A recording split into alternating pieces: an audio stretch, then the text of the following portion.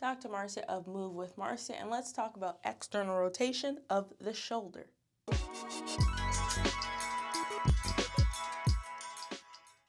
The shoulder moves in many directions, yes, but shoulder rotation, at least to me, is probably one of the more important ones.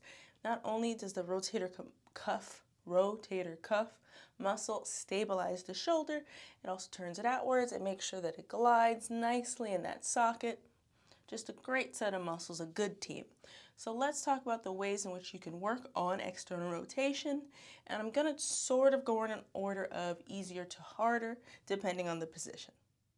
Now I'm sitting. Keep in mind this could be upright. Anytime that I'm upright, that could be sitting or standing. It doesn't really matter because we're talking about the shoulder. The lower body doesn't matter right now. So the first thing would be isometric. So if I'm upright and I rotate out, that's external rotation. Just like this is nothing.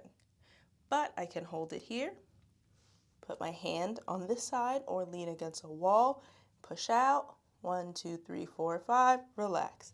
Isometric external rotation. So I'm imagining that I'm rotating it out, pushing out.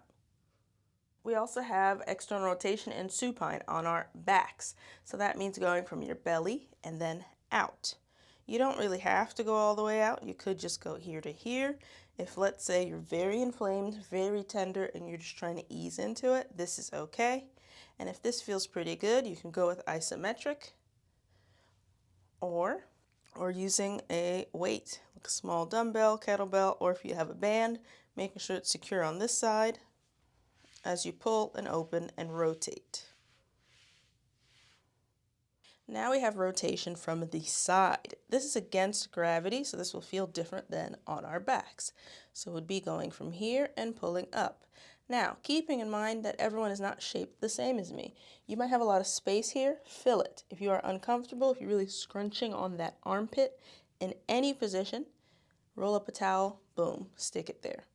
So, rotation from here is like that. So you can do the isometric, a band if it's anchored down to the floor, or a weight or kettlebell. And of course, like any exercise, you can play around. You could do 5 reps and then hold it for a second, slowly lower it down. That'll make it harder. So you can increase the difficulty in one position and keep working at it and see what happens.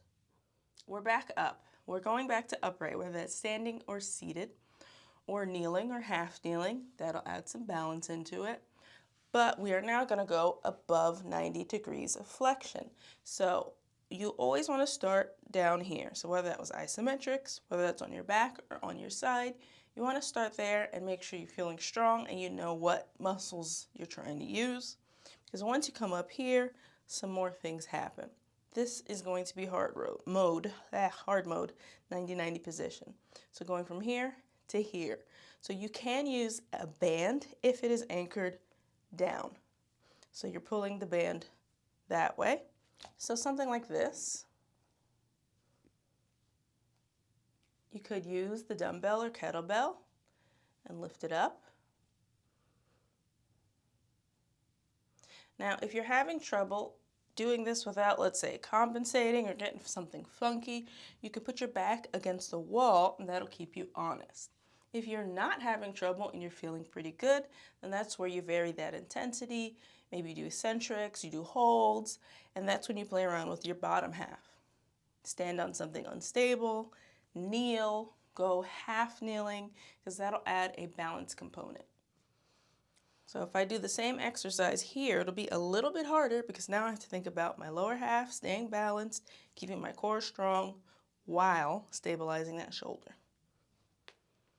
And those are some of the many ways that you could strengthen shoulder external rotation. Really target that rotator cuff muscle. You have lots of options. Play around with it. Have fun. If you have questions, drop them down below. That's where we chat. Otherwise, hit that thumbs up and I'll catch you next time.